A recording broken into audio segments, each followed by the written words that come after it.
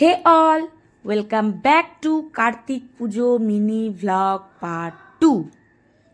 আগের পার্টে তোমরা দেখেছো যে দিদির বাড়ি কার্তিক পুজো, তো সেই উপলক্ষে আমরা এসে উপস্থিত হয়েছি। এই পার্টে তোমরা দেখতে পাবে পুজোর বাকি আয়োজন।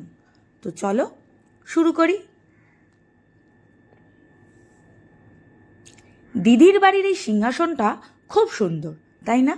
খুব ভালো করে সাজিয়েছে। আর এই যে আমাদের কার্তিক বাবু, আজকের মধ্যমণি, খুব ভালোভাবে পুজো সম্পন্ন হয়েছে বোঝা যাচ্ছে।